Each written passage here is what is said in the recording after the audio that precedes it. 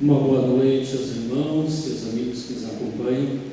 É muito bom estarmos juntos novamente para adorar o nosso Deus dentro desse período de pandemia. Gostaria, inicialmente, uma breve meditação no livro de Mateus, capítulo 14, verso 30, diz o seguinte: reparando, porém, na força do vento, teve medo e, começando a submergir, gritou: salva-me, Senhor. Sabe, queridos, nos nossos momentos de fragilidade é que nós percebemos quão poderoso é o nosso Deus. Quando nós não podemos fazer nada, é que Jesus pode fazer tudo. Se você está vivendo uma experiência parecida, momentos dessa maneira, creia no poder de Deus, deposite nele. Lembre-se, quando você não pode fazer nada, é aí que Jesus pode fazer tudo. Seja bem-vindo mais um culto da Igreja 7 de Setembro.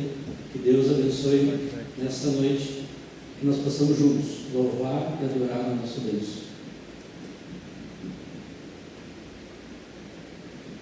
Amém, Joel. Uma boa noite a você que está em casa. Convido você nesse momento a louvar a Deus e a cantar dessa esperança que temos da breve volta dele. Fique em pé aí onde você está e se entregue seu coração a Deus e vamos louvar. Vamos cantar o hino de número 469, Invoque a Esperança.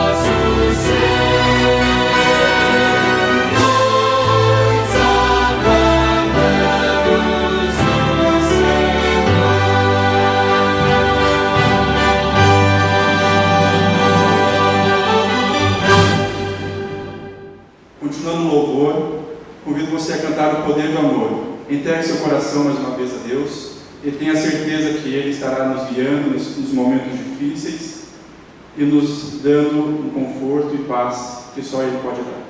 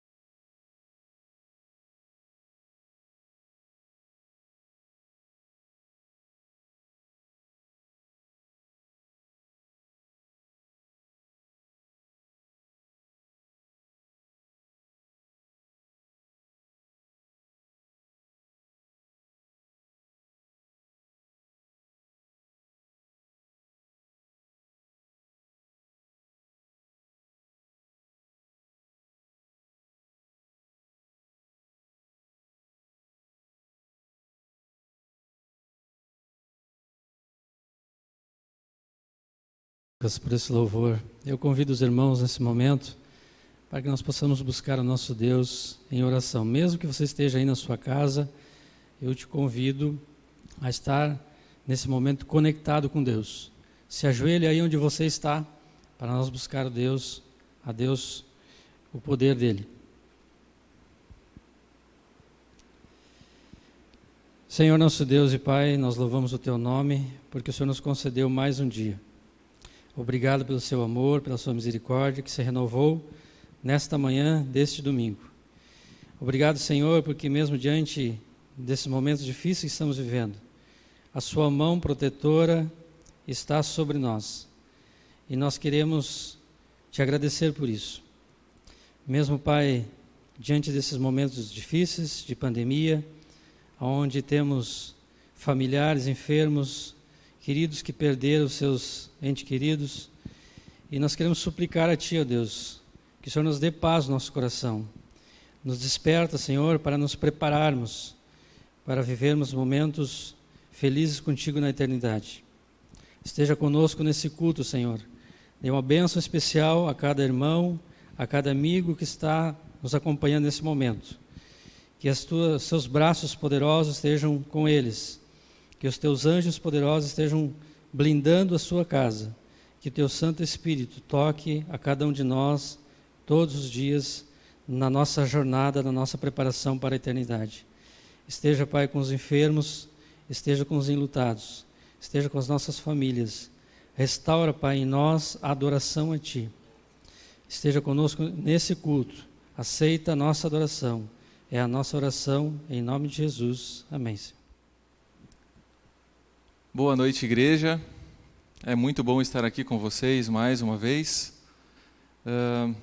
Estendo as minhas cordiais boas-vindas a você que nos acompanha pelo YouTube ou pelo Facebook. Muito obrigado por participar com a gente nesse culto de domingo, nesse culto de adoração. E eu não vou cantar, não vou fazer mais um louvor. Dessa vez eu vou trazer a mensagem para nós.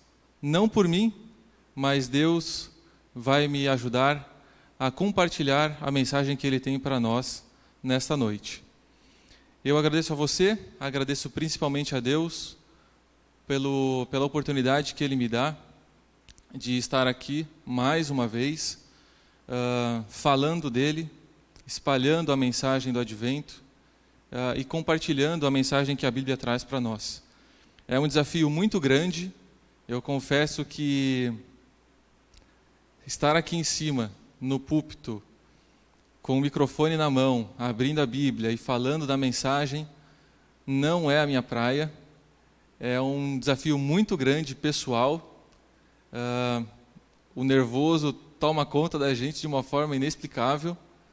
E quando o Joel fez o convite para mim, há uns 2, 3 meses, parecia uma eternidade até chegar a data, mas ela chega, e chega muito rápido. Mas eu me preparei, Deus me preparou, Deus vai me capacitar, e durante esse preparo, durante esses meses em que eu estive estudando a palavra, pesquisando algum tema para trazer para nós nessa noite, por várias vezes eu pesquisei um tema ali, um tema aqui, e parece que nada encaixava, parece que nada fazia sentido. Parece que eu não conseguia encontrar uma mensagem que agradasse a mim, ao meu coração, e eu não me sentia à vontade. Até que há umas 2 semanas atrás, eu estava escutando uma música que falava exatamente sobre o fato de nós esperarmos a volta de Cristo. E como esse momento se desenrolaria. E isso me gerou um certo incômodo. Uma pulguinha ficou ali na minha orelha, falando para mim, e eu comecei a pesquisar alguma coisa sobre o tema esperar. Por que esperar? Como esperar? De que modo aguardar essa volta de Cristo?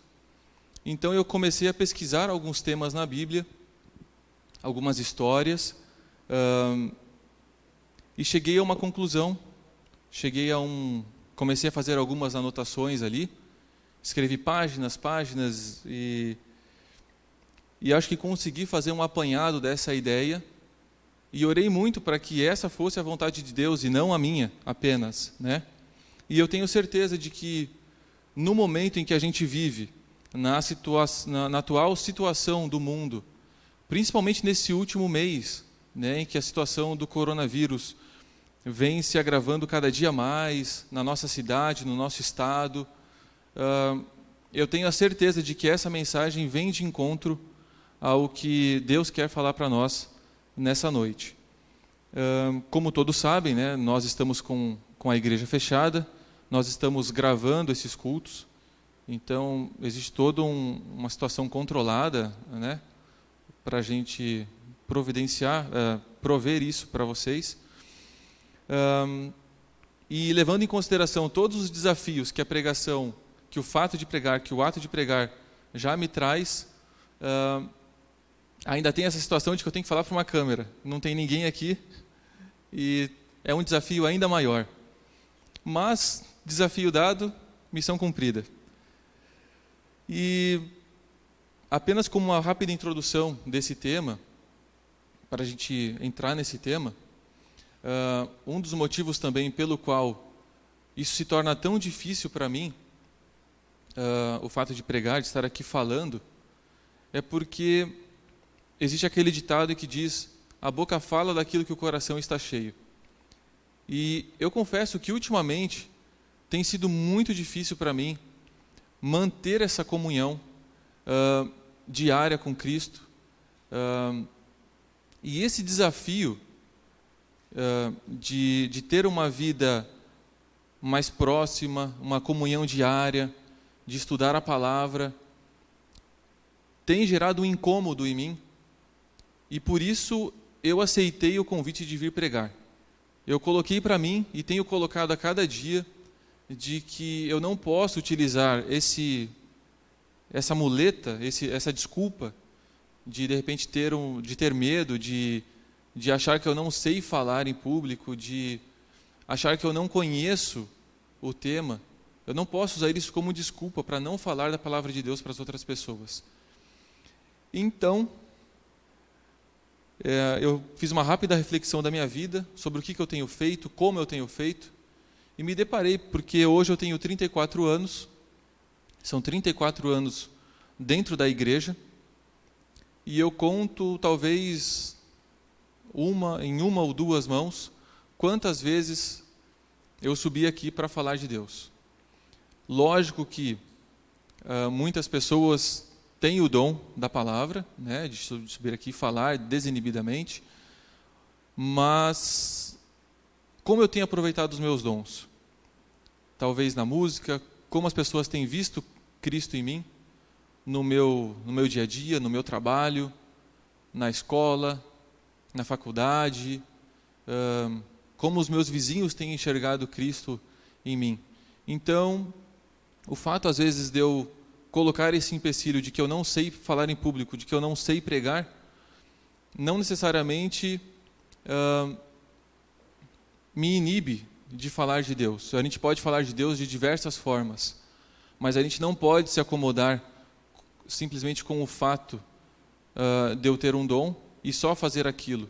A gente precisa sair da nossa zona de conforto e buscar cada dia mais novas oportunidades, novos meios para dessa forma espalhar a mensagem do Evangelho. Então, hoje, nessa noite, nós vamos refletir sobre a palavra esperar. Como nós estamos aguardando, como nós estamos esperando a volta de Cristo. O que nós estamos fazendo enquanto nós esperamos a volta de Cristo. Antes da gente iniciar o tema, oração nunca é demais, então nós vamos pedir a unção do Espírito para que nessa noite Deus fale através de mim e não sejam só as minhas palavras aqui, mas que seja a vontade dEle. Feche seus olhos, vamos orar. Pai querido, mais uma vez estamos aqui na Tua presença, pedindo a Tua orientação, a Tua sabedoria, para que nessa noite nós possamos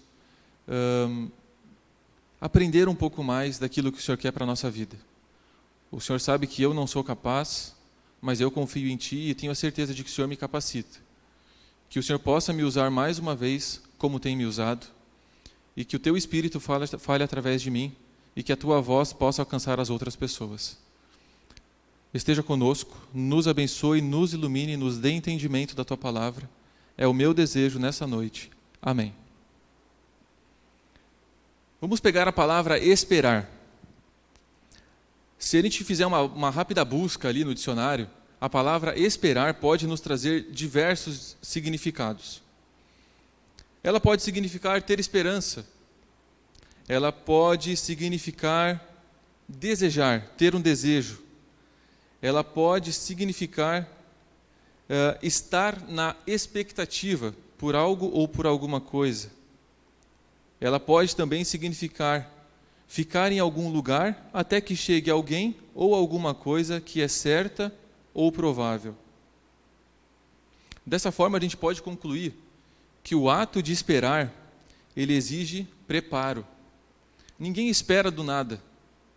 Você espera alguma coisa, mas você se prepara para esperar aquilo. E várias histórias, vários exemplos do nosso dia a dia, a gente pode se deparar com esse momento em que a gente se prepara para esperar alguma coisa. Por exemplo, você vai pegar um ônibus, você precisa se preparar para chegar no horário. Você tem uma reunião no trabalho, você tem que se preparar antes para não se atrasar e chegar pontualmente. Ou então, se nutrir intelectualmente, se preparar intelectualmente para esse momento, para essa reunião. Se você tem uma prova na faculdade, por exemplo, você precisa estudar antes para essa prova. Aqui eu posso citar como exemplo uma situação que aconteceu comigo quando a Camila fez a revelação do sexo do bebê. Quando a Camila descobriu que estava grávida, ela preparou uma surpresa para mim. Então, ela fez ali, se preparou uma tarde inteira para me receber no final do dia e ali então compartilhar comigo qual que era a surpresa, se era menino ou era menina. Mas esperar nem sempre é fácil. E a gente encontra na Bíblia algumas histórias de personagens que tiveram que esperar por alguma bênção ou para receber alguma coisa. E é exatamente nesse momento em que a gente vai abrir a nossa Bíblia e estudar 5 momentos, 5 personagens que tiveram que esperar por essa bênção. A primeira história que a gente vai estudar nessa noite é a história de Abraão e Sara. Abraão e Sara, né, já eram idosos e receberam ali então a mensagem de que eles teriam um filho ainda na velhice. Abramos nossas Bíblias no livro de Gênesis, capítulo 12, Gênesis 12, verso 1 a 4. Gênesis 12, verso 1 a 4. Vamos ler o que diz ali. Então o Senhor disse a Abrão: saia da sua terra, do meio dos seus parentes e da casa de seu pai, e vá para a terra que eu lhe mostrarei. Farei de você um grande povo e o abençoarei. Tornarei famoso o seu nome, e você será uma bênção. Abençoarei os que o abençoarem, e amaldiçoarei os que o amaldiçoarem. E por meio de você, todos os povos da terra serão abençoados. Verso 4. Partiu então Abrão, como lhe ordenara o Senhor, e Ló foi com ele. Abraão tinha 75 anos quando saiu da terra de Harã. Pula agora lá para o capítulo 21, ainda em Gênesis, capítulo 21, verso de 1 a 5.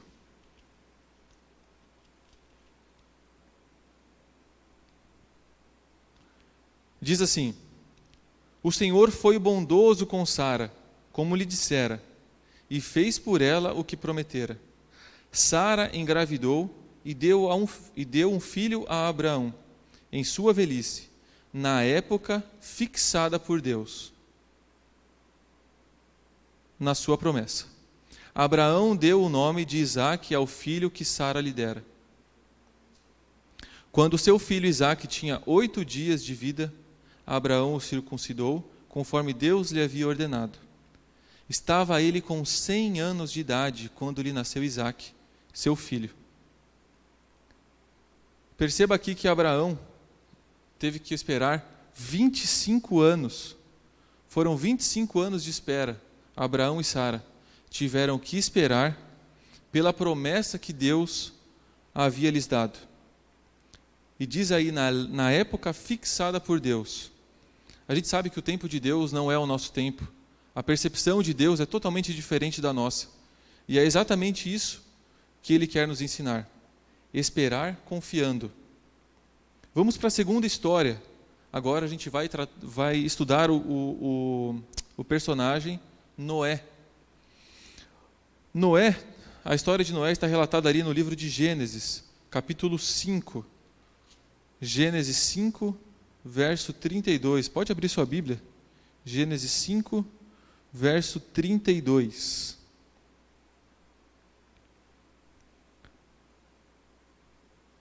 Diz assim: aos 500 anos, Noé tinha gerado Sem, Cão e Jafé.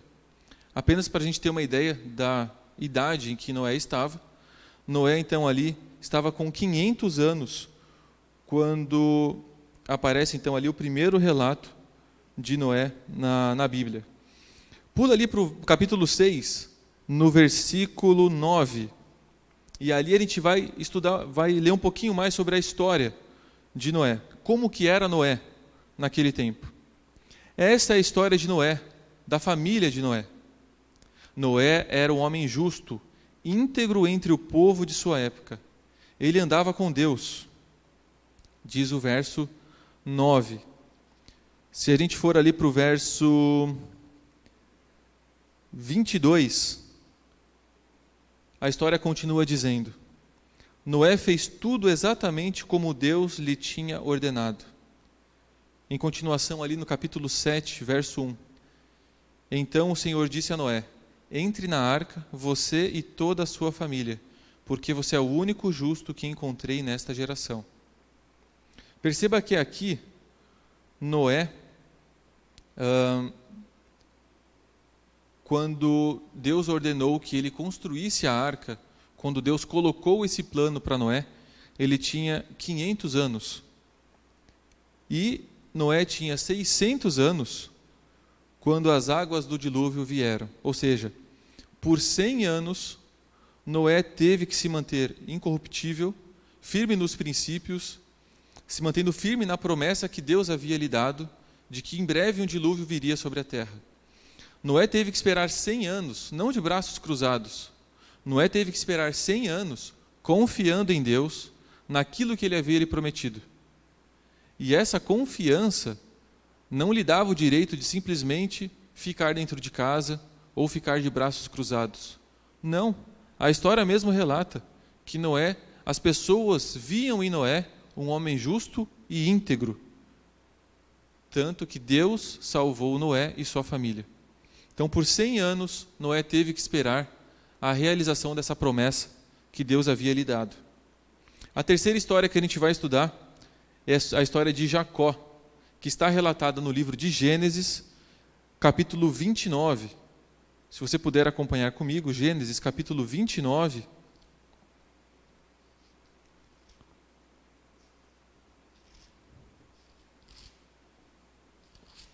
Gênesis 29, verso 9, e depois do verso 13 ao 20. O que diz ali a história, o relato sobre Jacó? Qual foi a espera de Jacó? Diz assim, 29, verso 9. Ele ainda estava conversando quando chegou Raquel com as ovelhas de seu pai, pois ela era pastora. Ali então a gente vê essa narrativa sobre Jacó ali naquele poço, e de repente Raquel chega ali com as ovelhas para enfim, ali saciar a sede, né, do seu rebanho.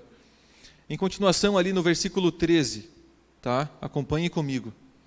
Logo que Labão ouviu as notícias acerca de Jacó, o seu sobrinho, correu ao seu encontro, abraçou-o e o beijou. Depois levou-o para casa, e Jacó contou-lhe tudo o que havia ocorrido. Então Labão lhe disse: você é sangue do meu sangue. Já fazia 1 mês que Jacó estava na casa de Labão, quando este lhe disse: só por ser o meu parente você vai trabalhar de graça? Diga-me qual deve ser o seu salário. Ora, Labão tinha 2 filhas. O nome da mais velha era Lia e o da mais nova, Raquel. Lia tinha olhos meigos, mas Raquel era bonita e atraente. Como Jacó gostava muito de Raquel, disse: trabalharei 7 anos em troca de Raquel, sua filha mais nova. Labão respondeu: será melhor dá-la a você do que a algum outro homem. Fique aqui comigo. Então Jacó trabalhou 7 anos por Raquel, mas lhe pareceram poucos dias, pelo tanto que a amava. A história de Jacó e Raquel, essa história de espera, envolve ali uma doação, um amor, né? A Jacó amava tanto Raquel que não sentiu o tempo passar. Essa espera para Jacó passou num piscar de olhos. Apesar de ser 7 anos e depois ter que trabalhar mais 7, né? Jacó não sentiu o peso da espera, porque ele estava trabalhando.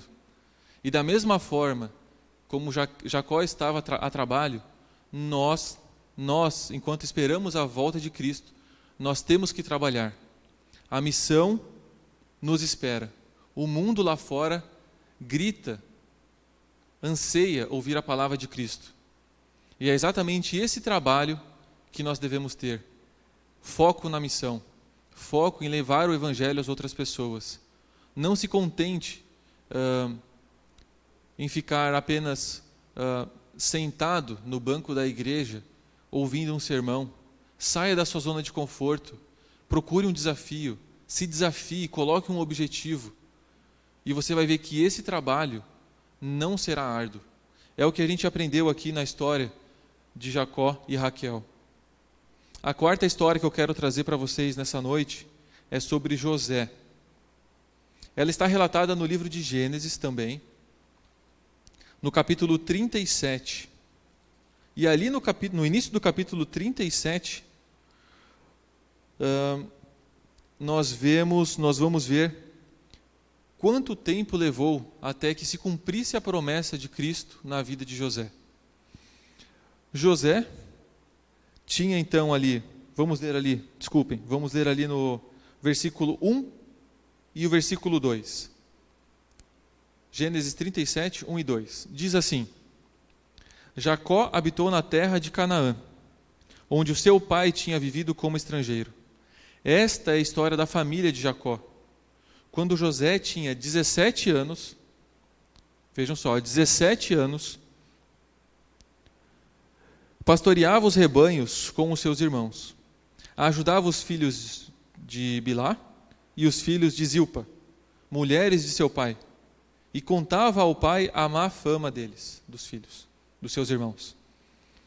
Aqui é uma rápida introdução sobre a idade de José, quando justamente os irmãos, armaram toda aquela cena para então fingirem a morte de José, e ele foi então vendido para o Egito, e com 17 anos, ele foi parar então no Egito, na mão ali do faraó, do Potifar. Veja que José tinha 17 anos de idade. Siga comigo ali agora, no capítulo 41, e vamos ver o desfecho, quanto tempo José teve que esperar para que se cumprisse a promessa de Cristo na vida dele.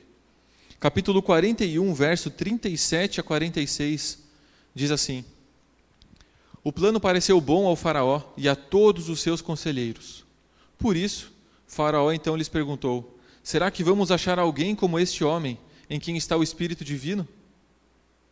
Disse, pois, o faraó a José: Uma vez que Deus lhe revelou todas estas coisas, não há ninguém tão criterioso e sábio como você. Você terá o comando do meu palácio, e todo o meu povo se sujeitará às suas ordens. Somente em relação ao trono serei maior que você. Verso 41 diz assim: E o faraó prosseguiu. Em seguida, o faraó tirou do dedo o seu anel selo, e o colocou no dedo de José. Mandou-o vestir com linho fino e o colocou uma corrente de ouro em seu pescoço. Também o fez subir em sua segunda carruagem real, e à frente dos arautos iam gritando: Abram caminho. Assim José foi colocado no comando de toda a terra do Egito. Disse ainda o faraó a José: Eu sou o faraó, mas sem sua palavra ninguém poderá levantar a mão nem o pé em todo o Egito. O faraó deu a José o nome de Zefanate-Paneia. Ele deu por mulher Azenate, filha de Potífera, sacerdote de On. Depois José foi inspecionar toda a terra do Egito. José tinha 30 anos de idade quando começou a servir ao faraó, rei do Egito. Ele se ausentou da presença do faraó e foi percorrer todo o Egito. Aqui eu quero trazer 2 lições. Perceba que dos 17 anos, um adolescente, um jovem, até os 30 anos, José teve que se manter firme, porque se ele não se tivesse mantido firme, o faraó não teria reconhecido nele a imagem de Cristo. A gente sabe toda a história que José passou, a mulher do faraó tentando ele, enfim, e ele passando todo aquele apuros, mas ele se manteve firme. E você, jovem, eu, jovem, você que me escuta nessa noite, não existe espera de braços cruzados. Existe espera se mantendo firme nos princípios de Cristo, firme nos princípios de Deus. Essa é uma lição muito importante para nós, enquanto nós esperamos a volta de Cristo. Nós devemos nos manter firmes nos princípios que Cristo colocou para a nossa vida. A quinta e última história que eu quero compartilhar com você, ela está relatada também no livro de Gênesis, mas eu quero que você abra a sua Bíblia no livro de Atos. Atos capítulo 7. E ali a gente vai ver mais detalhadamente a história de Moisés. A história de Moisés é muito interessante porque a gente pode dividir a história dele em 3 períodos. E 3 períodos, não coincidentemente, 3 períodos de 40 anos. 40 anos aprendendo ali na terra do Egito, né? Depois 40 anos conduzindo o povo no deserto. E mais 40 anos até então que ele viesse a falecer. Livro de Atos, capítulo 7, versículo 32. Atos 7, 32. Diz assim, primeiro versículo 23, 7 e 23. Ao completar 40 anos, Moisés decidiu visitar seus irmãos israelitas. Ou seja, ali, quando Moisés tinha exatamente 40 anos, ele decidiu ir visitar a sua família. Até então, ele estava ali no Egito.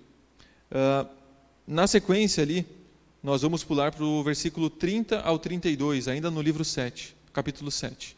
Diz assim: Passados 40 anos, apareceu a Moisés um anjo nas labaredas de uma sarça em chamas no deserto, perto do monte Sinai. Vendo aquilo, ficou atônito e, aproximando-se para observar, ouviu a voz do Senhor, que dizia: Eu sou o Deus dos seus antepassados, o Deus de Abraão, o Deus de Isaque e o Deus de Jacó. Moisés, tremendo de medo, não ousava nem olhar. Na sequência, pula ali para o versículo 35, que diz assim: Este é o mesmo Moisés que tinham rejeitado com estas palavras. Quem o nomeou líder e juiz? Ele foi enviado pelo próprio Deus para ser líder e libertador deles, por meio do anjo que lhe tinha aparecido na sarça. Ele os tirou de lá, fazendo maravilhas e sinais no Egito, no Mar Vermelho e no deserto, durante 40 anos. Então nós percebemos aqui que por 120 anos, Moisés teve que se manter firme nas promessas, aguardando, dando voltas, andando em círculo. Parecia uma eternidade que não ia acabar nunca. Mas Deus tinha um propósito. E o propósito de Deus, a espera de Deus, o esperar em Deus, não é o esperar em Deus, faz parte do desígnio divino. Esperar em Deus não é um acidente. Esperar em Deus é um propósito. E é exatamente esse propósito que Deus tinha para a vida de Moisés, Abraão, Jacó, enfim, Noé, para a minha vida, para a tua vida. Esperar exige preparo, mas também exige trabalho. O trabalho que eu quero dizer é a gente não se acomodar, é a gente buscar um desafio, é a gente ir de encontro às pessoas que estão sedentas pela mensagem. Ela exige princípio, esperar exige princípio, a gente tem que se manter firme nas promessas de Deus, firme naquilo que Deus colocou como critério para que nós possamos manter uma vida cristã digna de herdar a vida eterna. Nós precisamos ter paciência, o que de certa forma ainda faltou para Moisés, na condução ali do povo. Nós precisamos ter confiança em Deus e nós precisamos ter foco. São pilares que se complementam, que se unem, que se complementam, que fazem parte um do outro. Aqui eu quero ler um texto para vocês que diz assim: esperar não é necessariamente uma época de passividade. Precisamos nos dedicar a servir ao Senhor enquanto esperamos, não de mãos atadas, mas fortalecendo e exercitando a nossa fé. O livro de Salmos, capítulo 27, verso 14. Salmo 27, capítulo 14, diz assim: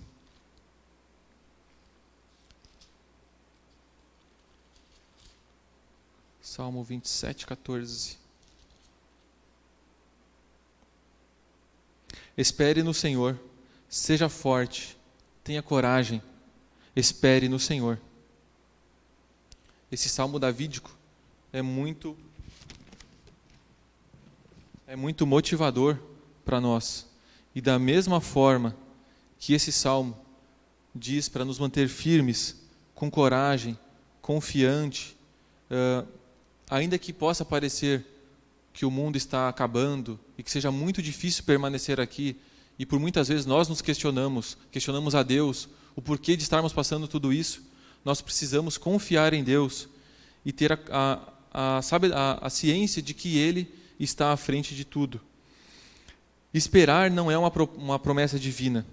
Esperar não é um acidente, é um propósito.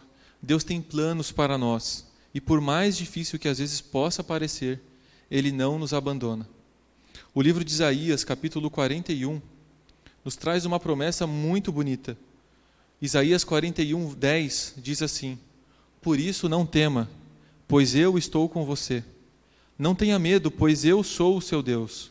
Eu o fortalecerei e o ajudarei. Eu o segurarei com a minha mão direita vitoriosa. Como eu disse antes, Deus tem um propósito para nós, em meio a toda essa diversidade que a gente está vivendo hoje em dia. Deus tem um propósito na vida do teu vizinho, do teu colega de trabalho, do teu colega de faculdade. O meu convite nessa noite é para que nós saiamos dessa zona de conforto, que nós possamos usar os nossos dons, os nossos talentos na obra de Cristo, na causa de Cristo. Deus não precisa de mim, Deus não precisa de você, mas Ele quer que a gente participe. Nós precisamos fazer parte desse trabalho, dessa missão. A música que eu comentei no começo, que eu disse para vocês que foi uma inspiração para mim, que me motivou a trazer essa mensagem de esperança e confiança em Deus. Ela tem uma letra muito bonita e ela diz exatamente assim: quantas vezes eu já chorei pensando em Cristo, na sua vinda gloriosa em outro viver. Quantas vezes neste mundo nós temos sofrido uma amargura que de viver tão longe do lar. Eu espero ver em glória em Cristo voltar, com os seus santos anjos numa nuvem do céu. Eu quero estar pronto, eu quero estar perto, e sei que Ele já não demora. Breve o veremos triunfante no lar. o nosso lar não é aqui. O nosso lar é muito além. É nesse momento.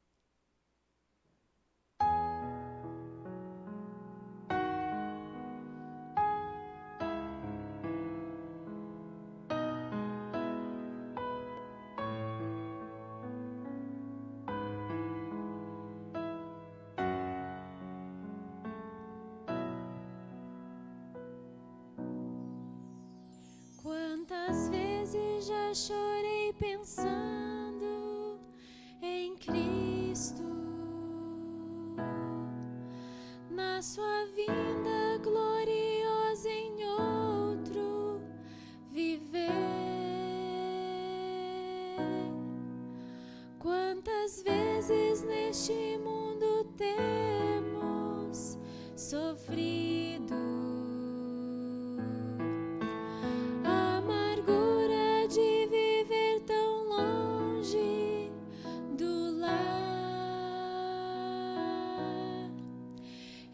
espero ver em glória Cristo voltando com seus santos anjos numa nuvem no céu. Está perto e sei que Ele já não demora. Breve o veremos triunfante no ar. Nosso lar não é aqui, nosso lar é muito além desse mundo tão sofrido, dessa vida de ninguém.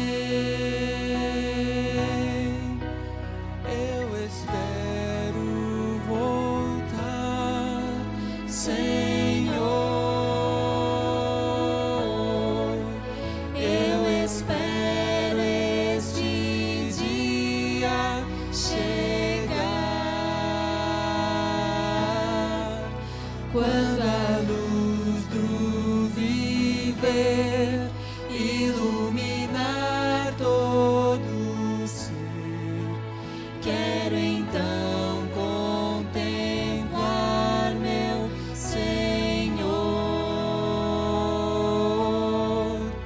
Eu espero voltar, Senhor.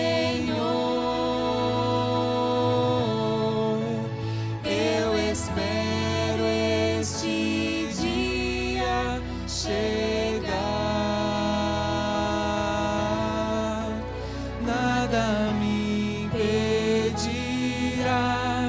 de contemplar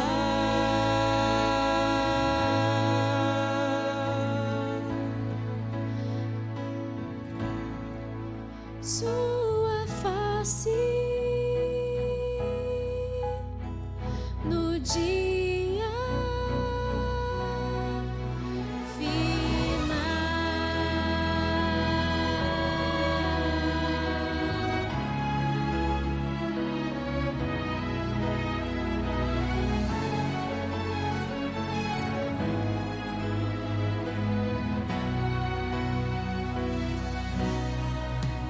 Nosso lar não é aqui, nosso lar é muito além deste mundo tão sofrido, desta vida de ninguém. Eu espero voltar, Senhor.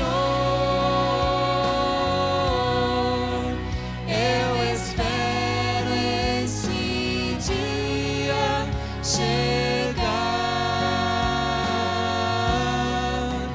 quando a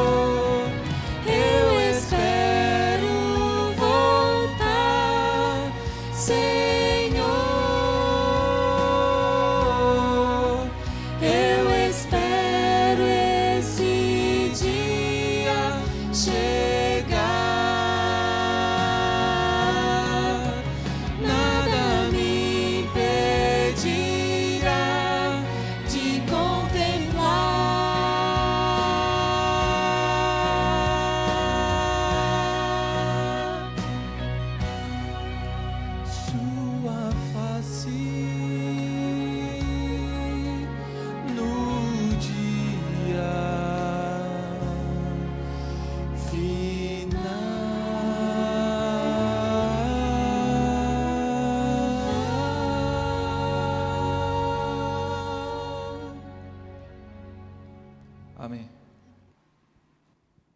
O nosso lar não é aqui. O nosso lar é muito além. Que esse possa ser o nosso desejo. Que as coisas terrenas, que os desafios que esse mundo nos impõe, não sejam obstáculos para que nós espalhemos e façamos parte da missão que Deus nos confiou. Independente do teu dom, se desafie, procure falar de Cristo às outras pessoas. Feche seus olhos, vamos falar com Deus. Pai querido, mais uma semana se inicia. Muitos desafios estão por vir. O Senhor sabe que doenças, miséria, fome, muitas desgraças nesse mundo estão nos batendo, tentando nos derrubar, mas que o Teu Espírito nos fortaleça, que possamos ter uma semana muito abençoada na Tua companhia, que nada nos impeça de falar de Ti para as outras pessoas, que possamos fazer parte dessa missão, que nos engajemos de abreviar a Tua volta. Esse é o meu desejo, essa é a nossa oração. Amém. Fique em paz, uma boa semana.